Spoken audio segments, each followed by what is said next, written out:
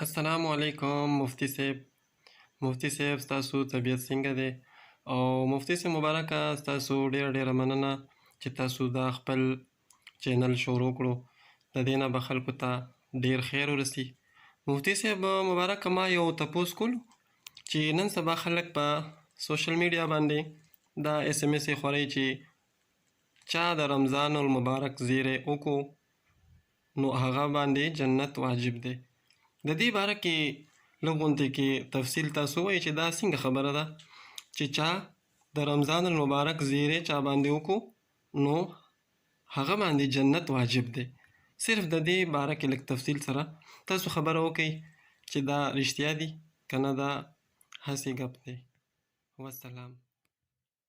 السلام علیکم ورحمت الله تعالی وبرکاتو. دوستانو تاسو ته سلامونه کوو او تاسو ته احترامات پیش کوو. نن سبا په سوشل میډیا باندې یو حدیث مبارک ته ډېر زیات ترویج ملاو دی او خلک یې نشر کوي، خلکو ته سینډ کوي. میسج په ذریعه باندې هم او سوشل میډیا په ذریعه باندې هم، په واتساپ باندې هم دا میسج ډېر زیات راځي، په فیسبوک باندې هم دا پوسټونه شیر کیږي چې نبی پاک صلی الله علیه وسلم مبارک ارشاد پاک دی چې څوک هم د رمضان مبارک خوشخبری ورکړي هغه انسان باندې اور د جهنم حرام دی، یا داسې راځي چې هغه انسان باندې جنت واجب دی. خو دوستانو دا حدیث قطعا حدیث مبارک نه دی. برای کرم دا حدیث مبارک نه دی او مې شیر کوئ او ما دا امید ساتئ چې تاسو به په دې باندې جنت ته داخل شئ یا به اور د جهنم نه تاسو ته حفاظت ملاو شي. دا حدیث مبارک باطل دی، دا موضوع حدیث مبارک دی.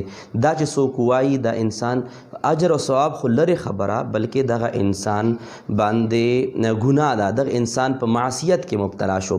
نبی پاک صلی الله علیه وسلم مبارک حدیث پاک د چې امام بخاری په خپل صحیح البخاری کې، امام مسلم په صحیح مسلم شریف کې، امام ترمذی په ترمذی شریف کې، امام ابن ماجه په سنن ابن ماجه کې حدیث مبارک نقل فرمایلی دی.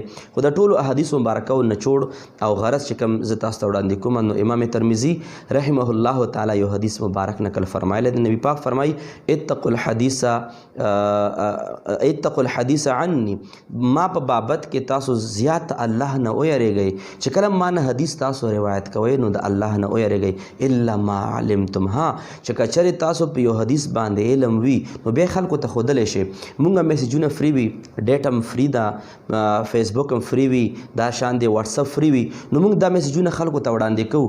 خو لیکن مونږ ته دا معلومات نشته چې ثواب په ځای باندې مونږ کمایي د ګناه کوو. نبی پاک صلی الله علیه وسلم مبارک د دغه حدیث مبارک مخکې الفاظ دی. نبی پاک فرمایي چې څوک په ما باندې دروغ ووایي فلیتبوأ مقعده من النار، څوک ما باندې دروغ حدیث جوړ کی دا انسان د اور د جهنم کې ځان لا ټکانه جوړه کی.